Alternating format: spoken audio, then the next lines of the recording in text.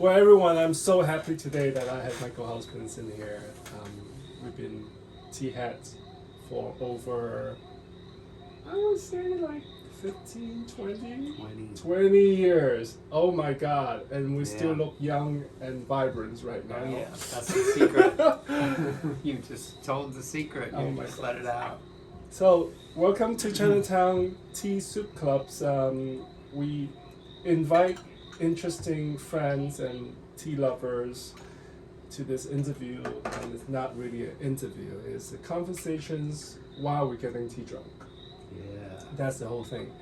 Michael is an amazing artist that just brought his book over to us, that you can see over here.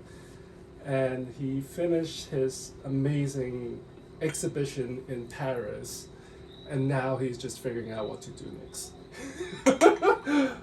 But we're gonna figure it out while we're having tea. How do we met? I think back in the days. Yeah, the sort of circle of other tea. How do you say you call it Tea hacks? Yes, we were a very small circle brought together by the tea gallery. Yeah. Yeah. And what we do there is we just sit and talk and figure out life per se. And I still remember you liking really good oolong tea. And we had the same taste in Wu Sui Xian and Yan Cha. So in front of you, this is a surprise today. Oh wow. I want you to take a smell of it, and we can kind of dissect it down. Beautiful. Yeah. Wow, look at that. These are big leaves, big, beautiful, dark, healthy roasted, healthy beautiful tea. Yeah. So we're gonna usually start a tea, and from that we're gonna brew it multiple brews, and we have our conversation started. But before all this thing, I just really want to thank you giving me the first opportunity to do an exhibition in the Mandarin's Tea Room back in the days. Of your exhibitions called Connections. Yeah, that was. And I remember the Connections is portraits of 8x10 people's faces, and the whole idea, we don't have a title, I think, when we first had these conversations, when we wanted to do something together. But the more we got into it, the more we kind of realized how tea connect people together. Yeah. And that connections deepen the understanding of the reality. I'm not being poetic, but it's true. So then we came up with this idea of, inviting people that are interested in art and photography, and especially a lot of your followers and your clients coming in, and they will pick one portrait first among 20 or 30 different portraits around the gallery. And they would kind of commit to one portrait first. And then they would come sit and have tea. And after 3 rounds of it, then we would ask them to go back to that portrait that they picked and look at it again and see the difference that they haven't seen before. And the idea of that is using tea as a connector to quiet us down, to be in the moment of actually seeing rather than just, oh, I thought I saw that, or I thought I listened to that, or whatever, and it's false because you're not really doing it, because your ego is doing it. And by seeing it truly under the influence of tea, and then a lot of times people will start to realize that, oh my God, like I didn't realize how the face of that person is, or so and so, and on top of that. And that's where I think we use the words connections in that show. And I think it's pretty spot on at that point. Yeah, right? you, Timothy, really had a lot to do with the direction and the inspiration, because I don't. oh yes, I'm you kind of do. inspired by you, my friend. Well, I think we were inspired by each other then, because our conversations really, while having great tea together, inspired our conversations and our creative sort of exchange, you know, our kind of creative. Well, finding the truth, don't you think? Yeah, It's like, but what is the truth? Because sometimes we can't articulate the truth. yeah, Because we have so much going on. Yeah, that's true. I kind of forget that in the beginning I was really exploring. I was trying very hard, inspired by my yoga practice, and then sort of studying Hinduism, which led me to Jainism, which led me to Buddhism, and then just so many great discoveries through those Self-cultivations. yes, and yeah, exactly, and then just all end up starting to think about it, how it connected with the work, with my own work, and where I wanted to go with it at that point, since I wanted to make something very personal, and with the sort of beginning of digital taking over and feeling very Wow. yeah. Back already, right? Digital taking over, holy moly. Yeah, it was. That was you a know, scary moment. It was, and looked like it was the end of film photography, and I thought if this is actually what is going to happen now, then What am I going to do? I have to do something that to wrap it up, but to feel like, what have I not done that I've always wanted to do before it's all gone? And the That's 8 why by you 10. use the biggest format you can do yourself. Yeah, the 8 by 10 camera. I even got sort of, for a moment, I thought the 11 by 14 camera might be, but then I calmed down. I realized, the 810 is the right fit. It doesn't intimidate. Yeah, Too much. You know what? That's interesting. You have a great memory, but also, that is so true. In the end, I didn't remember that detail, but you're absolutely right. That was, even though I could have probably accomplished more life-size one-to-one with the 11 by 14, I think in the end that there's something very manageable about the 810, and it's not this giant beast in front of the. I'm It's going to beam intimidating you to a enough, different portal. right? Right? You're gonna get sucked into this thing, and Right. that's it. Oh, thank you, man. So our first So good. little sippy before we Yeah. go into the journey. So this is something that I took over 3 years to acquire, but the seed of this had planted in 2002 when I first went to the plantations in Wuyi. And back then they still have little plots of name tag. You have like Tianlahan, you have like Suixian, you have like Wu Gui. And there's this thing always stand out, it's called golden peonies, Jing Mao Dan.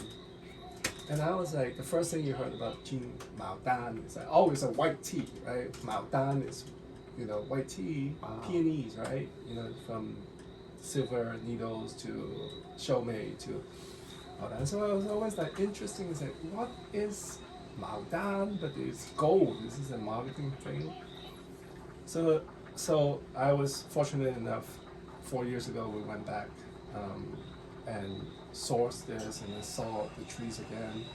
And I was like, let me take a deeper dive into it and find out that this is not an old cultivar like, Tianlahan is old, Suixian is old, Dai Hong Pao, the Qing Dynasty tea trees there is old.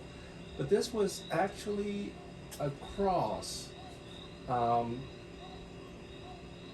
by a woman in 1970s that they were exploring different cultivars, and when they mix the cultivars, how to grow. And it's created by a woman, Wow. Jing Mao Dan.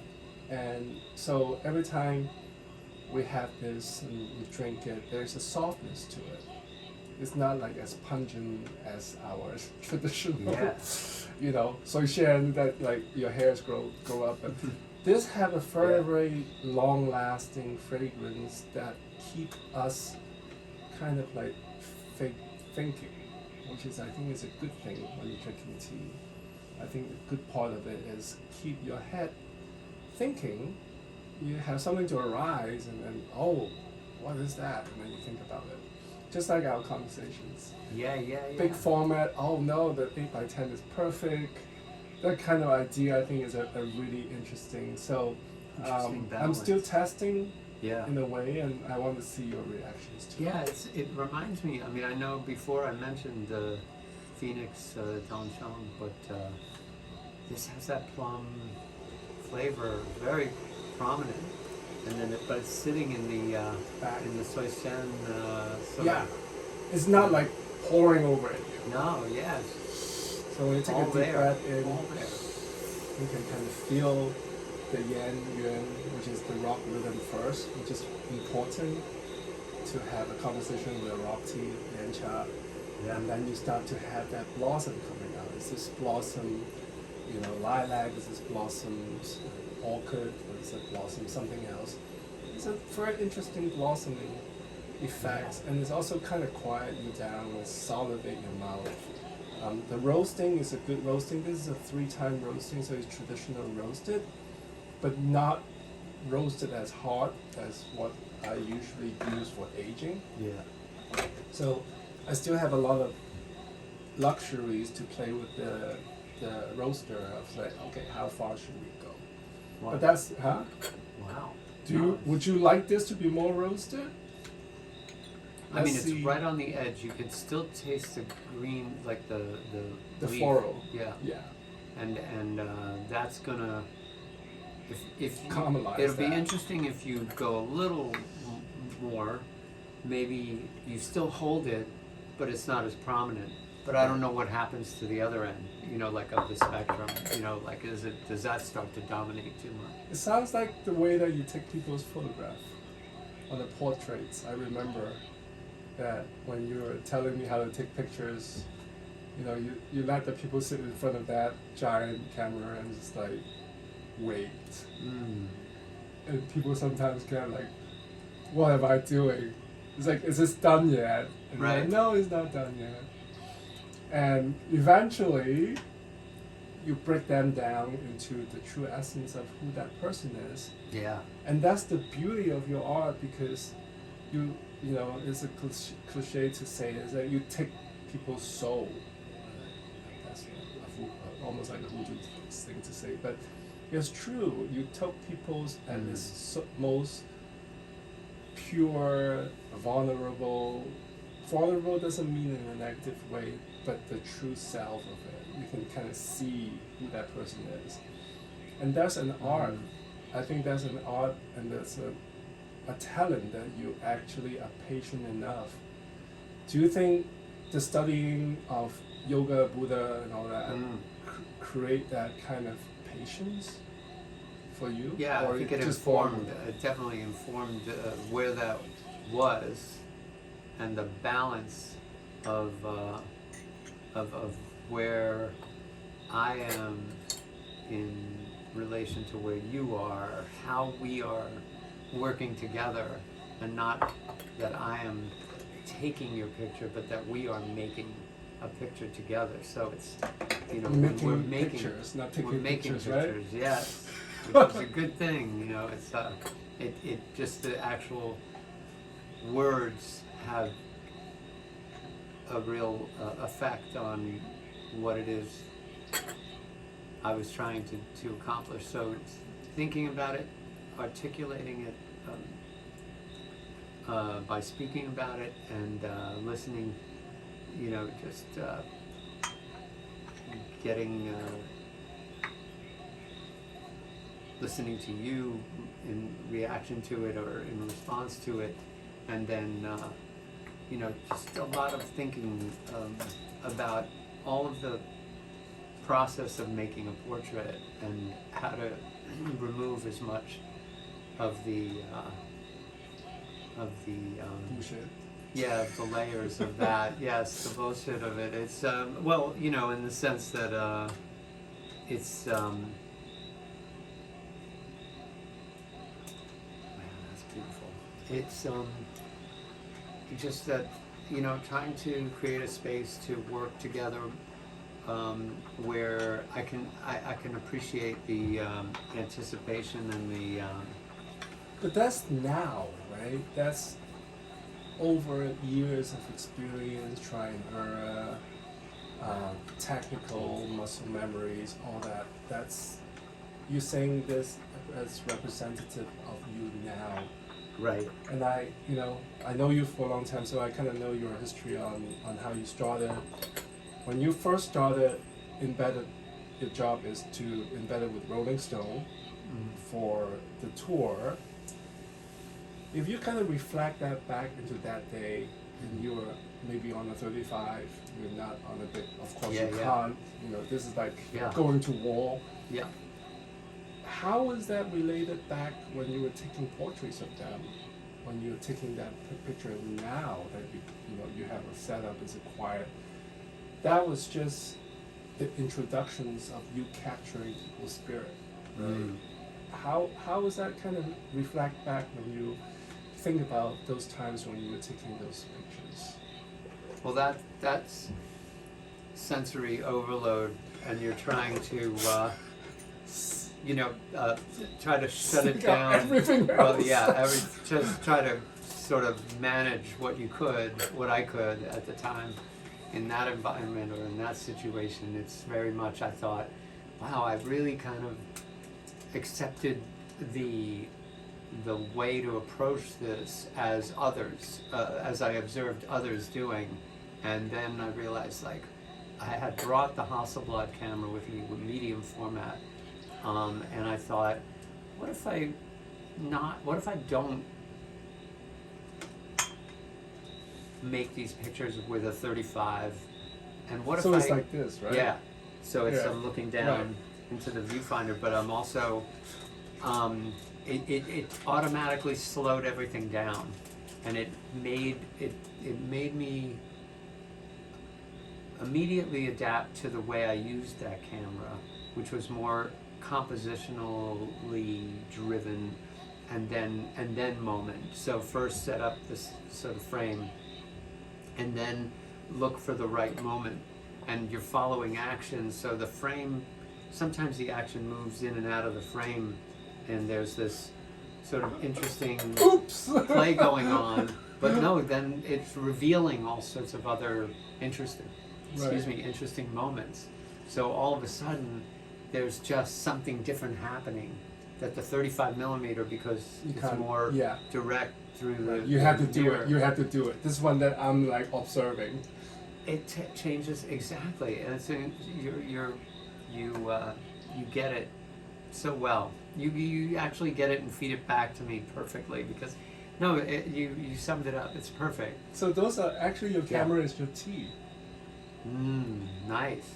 I Right? like it. I like that. That tea was just filtering all the bullshit that going around. Right. You like the hair is in your all that, but then that's the tea spirit that introduced himself as your camera first, because you live with that. You have to come on. That's it, right? You are holding that. That's it. Yeah. It's like almost like going to a war journalist.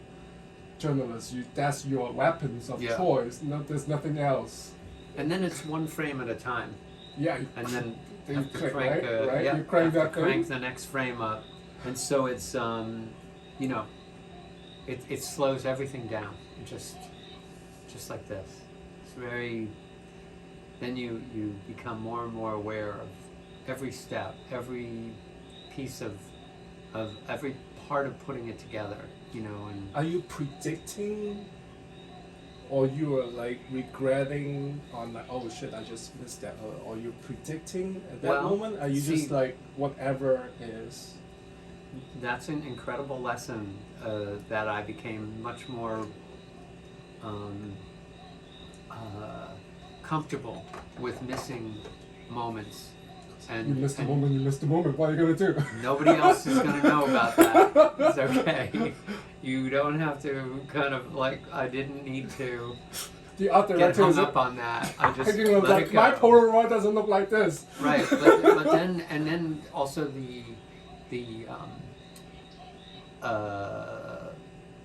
restraining, like not getting hung up on trying to chase what you lose or miss, Yeah. but to just look, be in the moment, look for the next moment, and respond to it, and learn from what you missed to, look ahead for something, some relationship of one moment that is followed by another.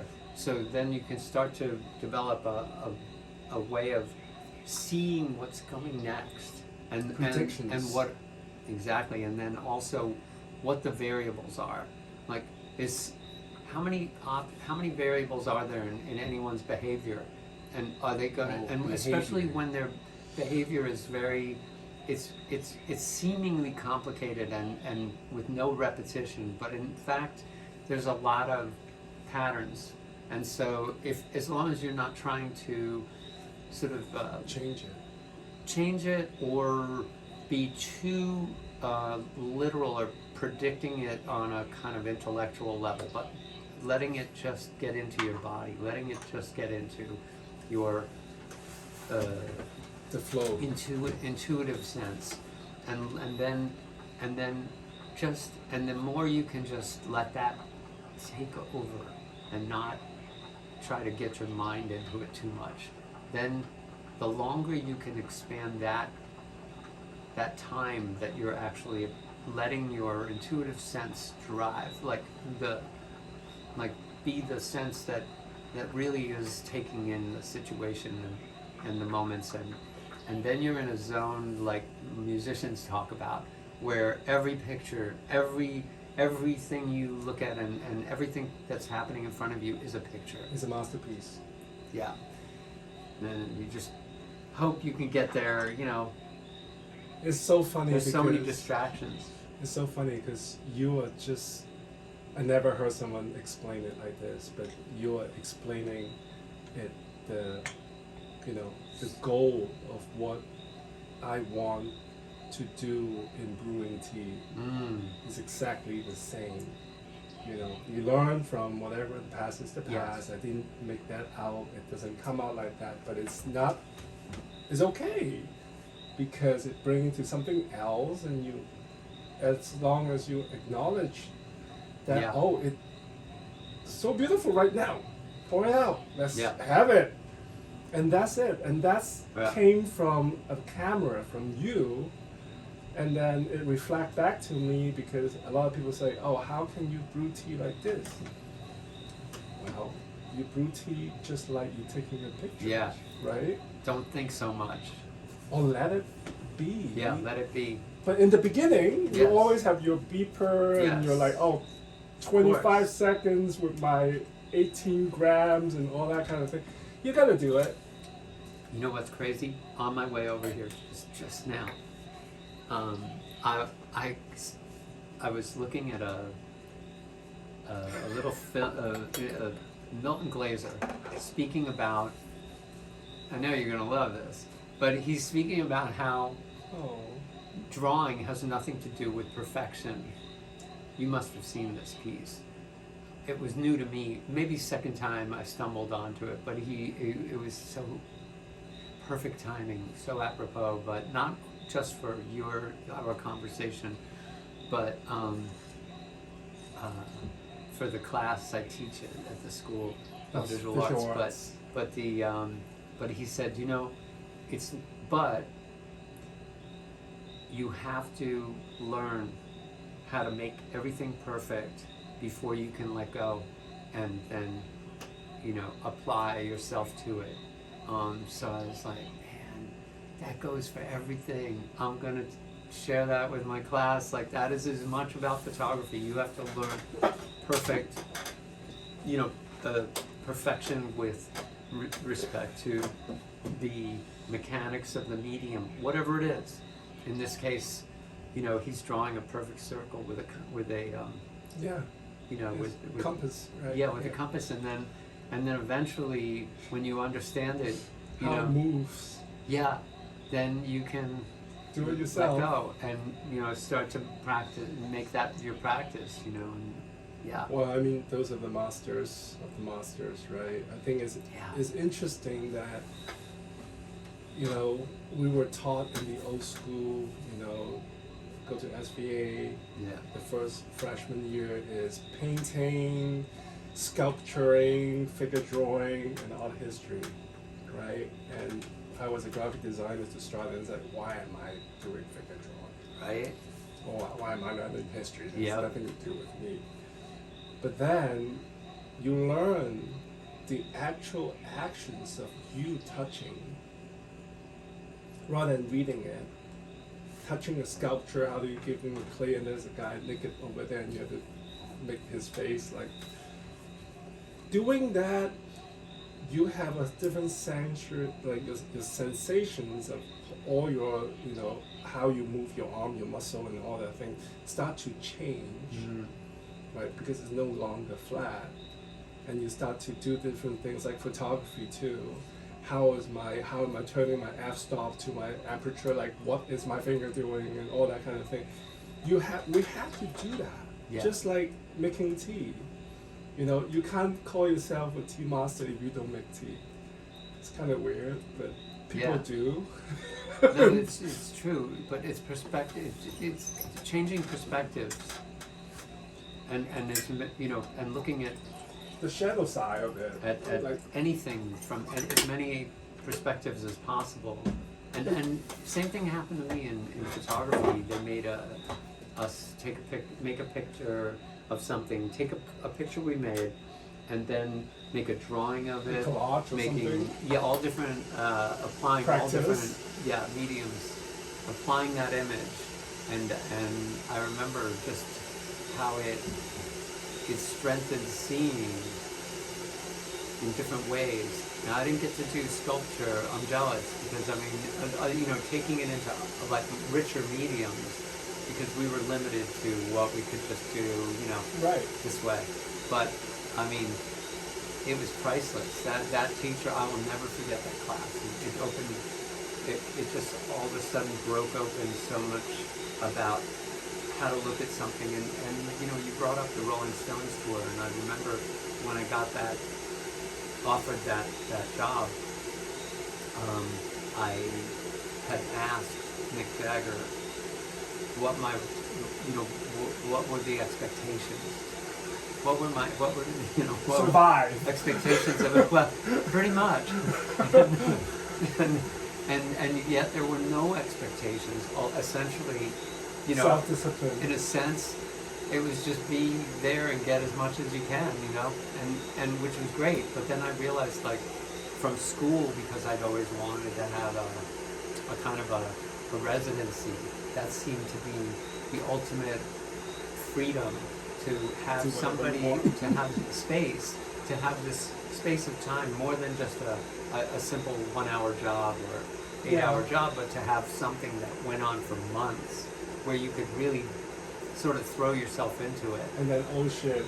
Yeah. Well, Right? I know. I was like, I'm going to treat this like a residency. This is going to be my residency.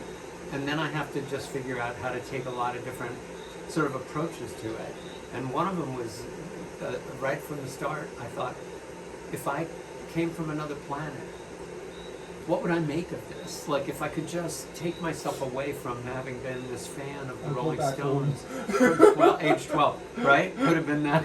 But I think I was already, like, I don't know if I could get that far out of, like, myself, out of my own, you know, sort of appreciation for them. But I did. I mean, I felt like, you know, at 12, you know, that was a childhood dream. At 12, I dreamed of going on tour with the Rolling Stones. So at 25, when I got the job, I was 1 year out of art school. I was, you know, just, Wow. yeah, it was crazy. You know, I was so tuned up from art school, from 4 years of Ready to go. yeah, I couldn't have been more, you know, fired up and more ready, more like fully loaded and ready to go. But I decided instead of just getting caught up in what like I said, 2 weeks of, first 2 weeks I was out there shooting, sort of fulfilling The training. Yeah, well, fulfilling the sort of like the dream of being in that role and having the freedom. And then I felt like, I got that out of my system. Now what do I want to do? Because I just did what everybody else, what I had seen everyone else do that I wanted to accomplish. So once I kind of got past that, I thought, well, I can't just keep repeating that. It's just not going to be challenging enough, So anyway, it's just, I'm bringing it up only to, break into other...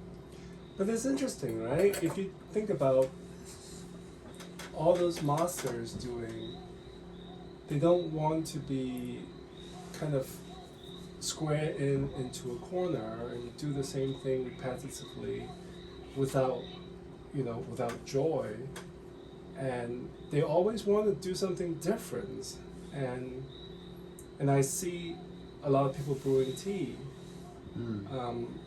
Repetitive is great, but they didn't break out. They didn't like, oh, what if I just leave it there? Like, what happened? You're really good at that. You always have shown me like how to think out past the just getting it right, and sort of having fun with it. Well, staying within a safe sort of place in a way, it's just sort of like... I push it all the way. Yeah, I mean, the amount of tea you put in that gaiwan is like 4 times what I do normally, And I'm looking at it. It's a pure addict. I love it. It's a pure addict. But what I'm trying to say is a lot of time nowadays, no matter you're an artist or you're a tea lover is trying to do something and turn that art to your personal, people are afraid to like, my sensei said that is that. And my teacher said that, you can't cross-process or whatever it is. But people don't think about, okay, what if I do that? Well, how can I do that in a way that it becomes myself? Finding that identity, I think, is a little bit lost right now because everybody is so easy to do what everybody is doing, and there's so many people doing this different thing, and I'm just going to follow. You are doing that, you're doing a blue, I'm going to follow the blue, but then someone's doing the red, I'm doing the red. They never thought about what is my own color, what is my own taste, what is all that, and it's became something that we're bombarded with so much information that we don't think about how your individuals going to be doing. But this is something that I think it can resonate to our generations, is people always said that whatever I did as design or art direction, it's been done before. It's true, whatever photography was done, maybe not done before because it's still a very new art form. Anybody who do painting is like, oh, someone did it before. But it's not who did it before that makes who you are. It's how you go in and actually create a sculpture that look like Matisse or whatever, and then you like, oh my God, it look like Matisse, but how do I make that? And then I remember thinking to myself at one point, and it must have been this moment around the mid-90s or something, where I remember saying to myself, wow, it took me 15 years to undo everything I was taught in art school, but I had really adhered to it very strictly to maintain a certain tension and a certain sort of discipline that at a certain point I had the reaction to, as I did in my first year of art school, and I was taught to have this reaction, which is you follow something, a certain discipline, until you start to have your own sort of feelings about where you want to take it, and that becomes you. That you become, you become formed in that in that reaction, so that ultimately you make the changes because you want to make the changes. So you That take became anything, your style. huh? That became your first style. Yes. That's what people said. Yes. What's your style, right? How can you say what's the style? Well, it's so. I'm just going to say this is incredible. I hope you like it. It's But not your the normal shape one. of it. No, it's amazing. I mean, you always take me off in a completely new direction, which is amazing. But you know, this is just beautiful. I mean, It's gentle. yeah, It's gentle really enough for our beautiful. conversations. So it's good. Good choice. Good choice for a perfect conversation to go with it. But So have that yeah. changes from embedded as a resident in the Rolling Stones, then your next stage of shooting, what is as the exhibitions, that how's that change? What is that? Because now you have a studio, you're not on the road per se. But I came out of the studio, like the work I had been doing in the end of visual art at the school. My senior thesis was all studio portraits, like Class Nomi and all that. Right. That I had created a technique or a method of my own that that half of it I was a little bit embarrassed about, because I felt like, yeah, if you want to see mine, it's all the way back somewhere in the. Yeah. Keep going. I'm gonna flip I think it's, keep going back, keep going that way. Yeah, oh, there it is. But, yeah, that's it, you got it. But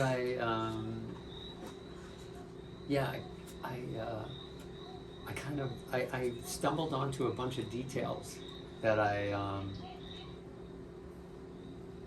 was really excited about, and they all came together, and then I found the subjects that fit best, and I kind of like chased after them. Yeah, I knew I had to get this especially Moment. Klaus Nomi. I had to get him in front of the camera because of what he created, the image he created, so fit so well with what I was doing at that point. And then I expanded on that group, because there were a lot of people at that time that were not where he was, but kind of in that circle, a wider circle around it. Yeah, but it gave me a lot of people to photograph, a lot of the same looking group that just, I don't know, I didn't even know where I was going with it, but it was so. Well, there's a very core satisfying. that you're going though. There's a very core of satisfactions on capturing the true moment of that personality. That was the drive. That was the high. That was just like, that was the tea that I'm gonna get high with it. I'm gonna get it. Yeah. I'm gonna brew it up right. It might take 3 shots or 7 brew until I got it into that moment. Oh, I chased it to the bitter end. I mean, I shot. There's no bitter end. Took so much film. I mean, yeah, there could always have been more, but when I look at how the margins, the finite margins I was shaving to sort of perfect composition and perfect the moment, and everything about it was so, just holding on like to it as long as I could and getting lost in it as best as I could, like letting it all just happen. It's kind of like at a certain point there's no, you've controlled it up to a moment, and then it all, it all just sort of, the tension just makes it all go, so into such a powerful direction, just from the way you kind of dig, just keep chipping away, keep digging, and I was lucky to have Klaus and Joey Arias and that the people that were willing to Sacrifice. go through it. You know, like just they got it. They really understood what I was going after, and they were doing it themselves. It wasn't, you know, they were taking care of their end, and I was doing, you know, I was all, you know, in a sense, I was doing my end, but it was, they were fueling each other. You know, they were really, it was a It's powerful all about the drive interaction. and about the chase, right? It's all about that finite that I want to shave it till the point that is everything start to go in and then explode. Are you still kind of chasing that? At I this mean, I think you point? always, like, that's the thing that it's kind of a, you know, it's like, you know, ebb and flow or a breathing kind of a situation where you have an idea or you have something you want to achieve, or you may not have it fully realized, but you're going at it, and sometimes you have to step away. You can't just force it to happen, but step away and something falls into place that informs the next step. And then you know, but I was just saying, having this conversation with my dear 11-year-old who, Nico, who we were talking about this very thing, and he was sort of chipping away at something, and he was like, I'm gonna give up. And I said, no, you don't give up. You have to just take a break. Don't drive yourself crazy, but just stay on it. You'll get there. You will get there. Like, it's whoever, you know, it is survival of the fittest, or it is whatever it is that, you know, ultimately Well, you only just you have know. to keep pushing. Only you know. Well, that's true too. Only the Good persons point. know, right? Good point. Yeah. The chipping or whatever. Yeah. But does that mean that, you know, Wow. you send the goal? You know, there's no goal. Of course there is a goal, right? But the goal is not that I want to do this, so therefore I need to make this, therefore this need to matches the whole contour of what I have. That's the goal. The goal is no longer exists in after you have all these exercises to become something with your own style, whatever. The goal happens if the situations and the materials are ready to make something happens. Just like a tea, of course, if I make this with Lipton tea bags, Yeah. because we already said to fail, but if I don't have a goal, but I'm just letting it, pushing it, flowing it, but I don't have a goal. Like, I don't know what this conversation is going to become.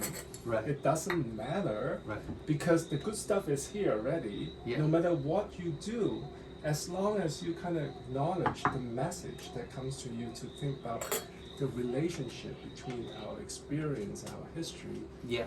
our work, that kind of relate all this back into a cup of tea, then the goal is not to make a good cup of tea, because if the good cup of tea will come inevitably, it will come to you, but how to enjoy every second of it, Yeah. right? The enjoyment is the shit, Yeah. right? It's the essence of There's it the all. essence of Yeah. it. You have to serve that, like, all the time, every detail. But of course, Yeah. the older we get, the mature, the more wise we get, you know, that satisfactions have switched to something different. But that's still okay. I mean, that's what it is. Right. We are the only one to know what satisfy ourselves. Right. Right. You can't. I mean, expectations. Expectations. Yeah, that's something. That's the fucked up of all That gets- things, right? There's an Irish saying, like, you know, the fucked up of all, mother of all fucked up is expectations. So, in yoga,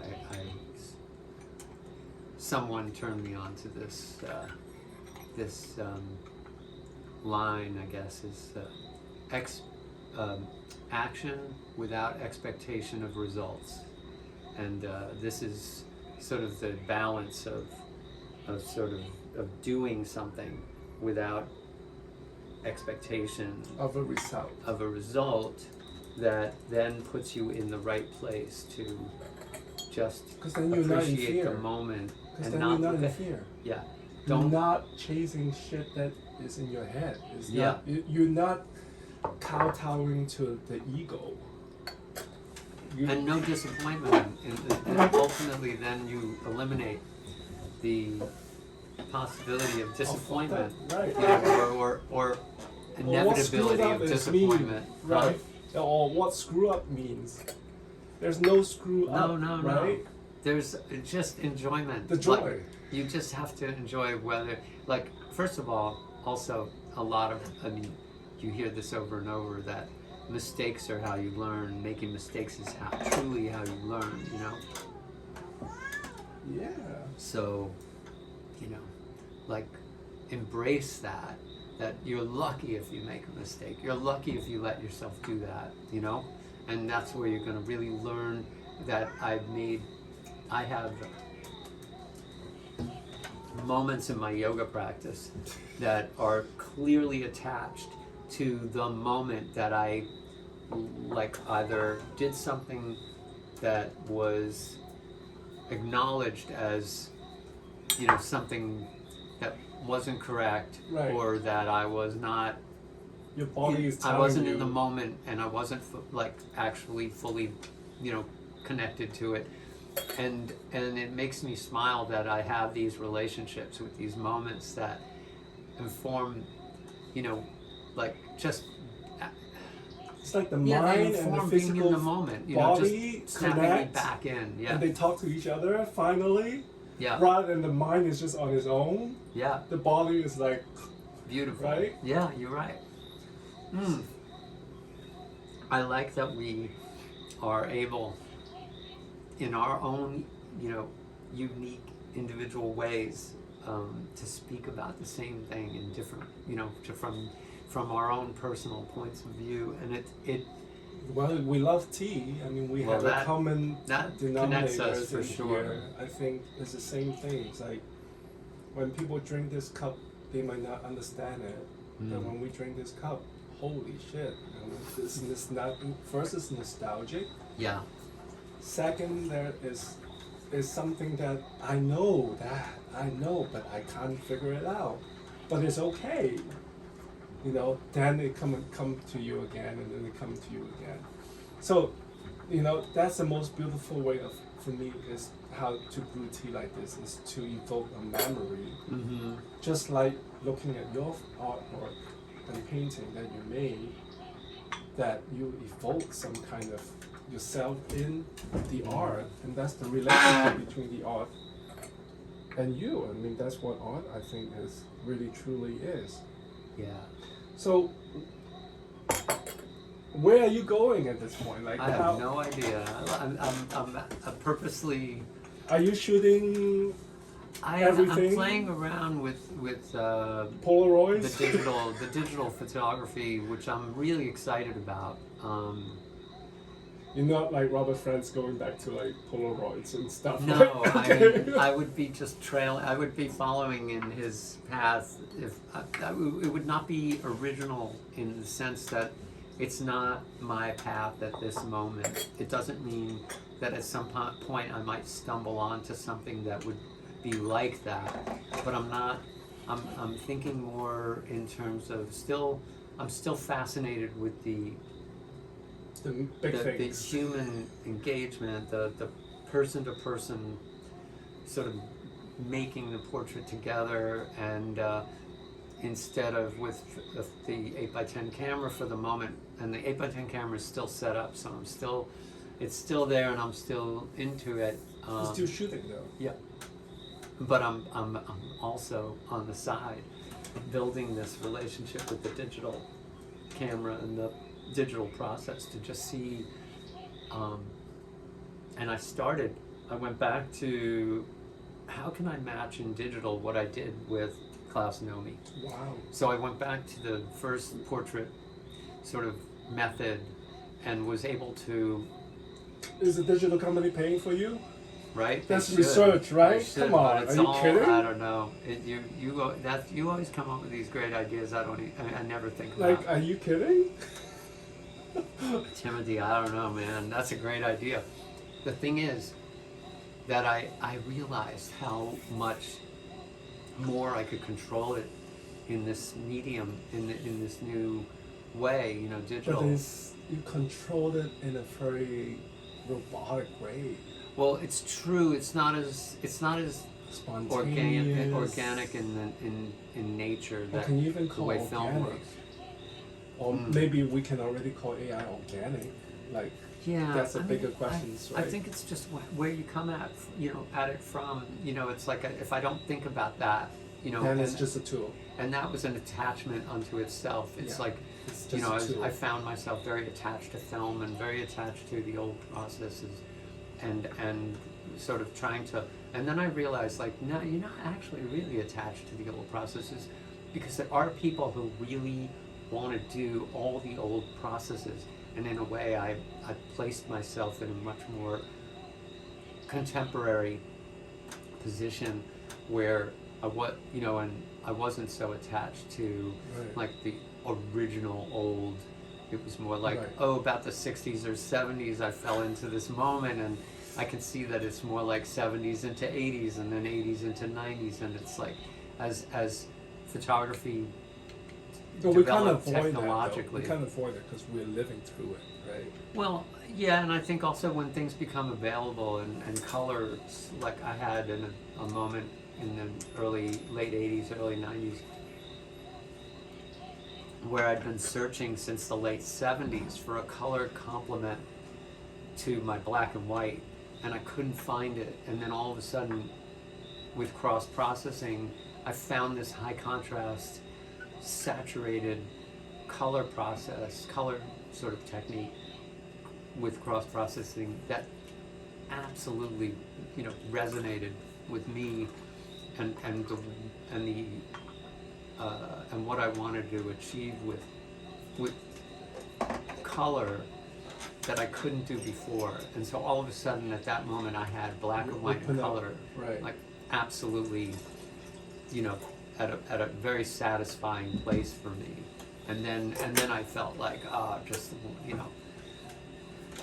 have the whole palette now. I can just do whatever I want to do, and I'm going to achieve everything. And then they started stripping away films. They became discontinued. So it's like all of a sudden, parts, limbs are being chopped off. Like I can't actually do that anymore. That film's gone. This film's gone. That film's gone. And then I became a bit discouraged in the early 2000s because I could see that everything was just being very narrowed in, and digital was starting to really expand. Well, people are going back to film now. Well, they're requesting to yeah, I see that. produce them again. They're figuring out a way to reproduce those things again. I see that. It's just I'm vinyl. It's like hopeful. vinyl. Yeah, I'm hopeful that there'll be some of the original films brought back. But I'm also, it's possible that They might find a way. That Again, a different Kodak suits. and Fuji won't necessarily go all the way, because it really required a lot of Big factories. knowledge, and it really required a lot of Physical. of connection with the materials, and as I think the demand became more dumbed Different, down, like yeah. much more, people wanted less knowledge, more control. Right. So ultimately, the companies really served that audience more than they were serving the older audience that, Yeah. were able, and also old films and old techniques like that, old processes, they were old at a certain point. They were just old, and I think people look at it very differently when you're attached to something. And again, it goes back to a certain non-attachment to, in photography especially, there are no traditional, practices that have like, it's not like pen and paper or pencil It's and like paper. tea, right? Like we want to go back to the taste of a 1980s pour. Mm. We can't find this anymore. Yeah, that would be fun to visit again. No, Right? Or a But- 1990s hi-fi oolong from Hong Kong. yeah, It's different now because they don't want to do that because it takes too much time, it's take too much labor, it's not making Interesting. enough money. yeah, But there's a truth to how good those things are. You can't manipulate, you can't duplicate that thing. yeah. You can't. The only way you can duplicate it is to redo it the same way. New generations, it's the same thing. I mean, but it takes like I But then always. that's what you're doing. You're just redoing it instead of like just following the time. Well, I think if a new generations, I always thought that every 10 years a new generations would come up of learning about tea, and they would say, oh, screw the old one, I hate those things, and then in 11 years they figure it out, oh my god, those things is like amazing, then they spend another 10 years to figuring out how going back to how to that. get back to And it. Yeah, in 20 years they would actually like, start questioning, it's like, why is it lost? yeah. Can I go back and do it? Let's do And it. when they do Yeah. it again, they already give a 20 years different into changing it into something different, Interesting. right? But that's what evolution is, right? I think we learn from the past. Yeah, We learn how great those film that you used before is, and now you can reproduce that in a digital format or whatsoever. Could that go back to a film?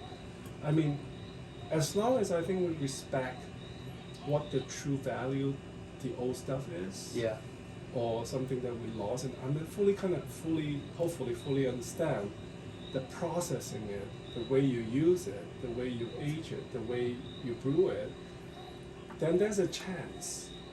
It's always funny. People in China always thought about like, this ancient recipe will be gone because this is my last generations. It's almost like those New York Yes. shop that keep saying closing for like 20 years, last date closing, yeah. and it never closed. It always come back to it, and I think Interesting. that's the idea of it. Is like, if it's good enough, and if it's you're doing nobody's doing, and it's Yeah. good, there will be an audience. That audience will carry on that Yeah, torch. hey, I hope so. I mean, seriously, I would love to see certain, Panatomic X was the film I used.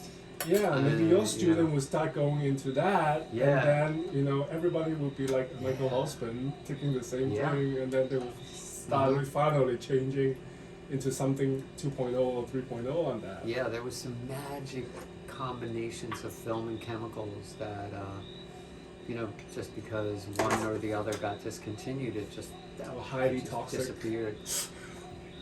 Maybe some. Most of them, no. Of There was no course. good reason. There was just, I don't Just know, gone. like didn't sell Too as well. expensive to yeah, whatever. produce. Probably too expensive. Yeah. But they always say, the demand wasn't there, and it's like, well, Oh my God. hard to know. Hard to see it from the point of view Well, I of hope that we're not manufacturers. one of those that they're too old to continue this. They can't produce it anymore. I think our spirit would not ever go into that category. Yeah. And say, it's just a pass. Yeah, yeah. I hope that our art, our love, our passions of art and tea and design will just echo through and just Yeah. let that happen. I did a job not long ago. It was like a 2-day, kind of maybe 3-day job that I ended up photographing with digital camera, and about 4,000 images. What? And then when I did the math, it was really about 38 rolls of 35 millimeter. It would have been 38 rolls, and my average on a day like that in film days would have been about 20 plus rolls a day. That's so a lot. it seems like a lot. Well, there's. I mean, frame? I'm photographing action. It's Okay. like I'm on a Oh, movie set, oh, so okay. I'm watching. I'm seeing so much going on, and I'm keeping up with it. Yeah. And then scenes are changing, so it's not like I'm digging into one thing and shooting 40 Yeah. rolls of film That on it. means that you're not professional. Right. You're just hoping for the best. Shoot a lot and hope for the best, but it's not. I want the my way. shot, you give me 4,000, right? Right. Pick one. That's the worst thing. No, we happened. we were able to bring it down to 144 images. We did a 500 edit and then a 144 edit.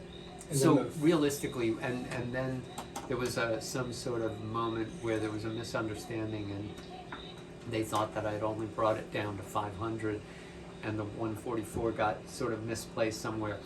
And I had thought in my mind, I was like, all right, well, we can tighten it up a little more, but 144 is pretty tight for 2 days of work. Actions. Yeah, that's like 3 rolls of film. Yeah, So that's actions. at the end of the day, when I kind of, and a lot of the moments, I'm barely getting 2 frames or 3 frames of. I mean, on average. And then there are moments where I had more time to dig in and really play around compositionally. Right. You know. But at the end of the day, you know, it's not so far off. I don't think I've changed that much, is I guess what I'm saying is that the difference between having an endless, you know, a card, you know, reader, you know, like a card, you know, instead of film rolls, and being interrupted by having to change film didn't change my pace. You know, it just didn't even sort of factor into it. I probably would have stopped and reset in a way, even with the digital in my hand, digital camera. I sort of still, you know, at a certain point there's obvious rest points, and then you get to reflect. Just like this, you're caught up in it, and then all of a sudden you're like, something hits you, Right. and you sort of pull back and realize, like, wow, this is, you know, like I've been in it in this one way, and then all of a sudden something just kind of comes I at think you. in our life, there's a lot of those hit you moment. Mm-hmm. I hope that we have more to come on those Cheers, hit you man. moment. I'm with you. Well, thank Yes. you again for coming. Oh man, And this is amazing. you. I This hope is you incredible. like this. Like you see, Yeah. we brew it until almost clear. But so much flavor still. So much. It sort of went into a buttery. Only from a trained Oh, palate. okay. Thank you. Thank you.